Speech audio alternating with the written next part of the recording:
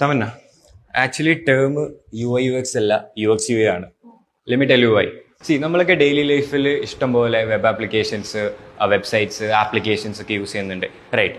ഇതൊക്കെ നമ്മുടെ ലൈഫിലുള്ള ഓരോ പ്രോബ്ലംസും സോൾവ് ചെയ്യുന്നുണ്ട്. ഫോർ എക്സാമ്പിൾ ഊബർ എന്താ പറയണത്, നമുക്ക് സീംലെസ് ആയിട്ട് എവിടെ നിന്ന് വേണമെങ്കിലും ടാക്സീസ് ബുക്ക് ചെയ്യാം. ഗൂഗിൾ പേ ക്യാഷ് നമുക്ക് സീംലെസ് ആയിട്ട് ഹാൻഡിൽ ചെയ്യാം. അപ്പോൾ ഓരോ പ്ലാറ്റ്ഫോമും ഓരോ പ്രോബ്ലം സോൾവ് ചെയ്യുന്നുണ്ട്, റൈറ്റ്? അപ്പം ഇങ്ങനെ ഒരു സിറ്റുവേഷനിൽ നമ്മൾ UI ഫസ്റ്റ് അപ്രോച്ച് എടുക്കുകയാണെങ്കിൽ, അതായത് നമ്മൾ ചാടി കയറി UI ഡിസൈൻ ചെയ്യുകയാണെങ്കിൽ എന്ത് സംഭവിക്കും?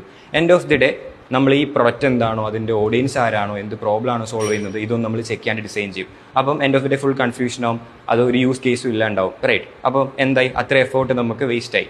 സോ ഏറ്റവും ബെസ്റ്റ് പ്രോസസ്സ് എന്ന് പറയുന്നത് ഫസ്റ്റ് യൂസർ എക്സ്പീരിയൻസ്, അതായത് യൂസർക്ക് എന്ത് എക്സ്പെക്ടേഷൻ കൊടുക്കണം, എന്ത് ടൈപ്പ് ഓഫ് എക്സ്പീരിയൻസ് കൊടുക്കണം, ഇതിൻ്റെ യൂസ് കേസ് എന്താണ്, ഇതിൻ്റെ ഓഡിയൻസ് എന്താണ്, ഇതൊക്കെ പഠിച്ച് മനസ്സിലാക്കി റിസർച്ച് ചെയ്തിട്ട് വേണം നമ്മൾ UI ഡിസൈൻ ചെയ്യേണ്ടത്. Because end of the day ആരാണ് ഇത് യൂസ് ചെയ്യുന്നത്?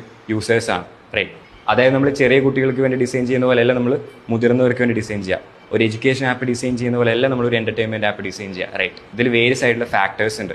അപ്പോൾ എന്തുകൊണ്ടും ഫസ്റ്റ് UX ചെക്ക് ചെയ്യുക, എന്നിട്ട് UI ഡിസൈൻ ചെയ്യുക. സോ ഈ ഒരു സീംലെസ് ആയിട്ടുള്ള പ്രോസസ്സ് പ്രൊമോട്ട് ചെയ്യാൻ വേണ്ടിയിട്ടാണ് നമ്മൾ എപ്പോഴും UX/UI എന്ന് പറയുന്ന ടേം പ്രൊമോട്ട് ചെയ്യുന്നത്.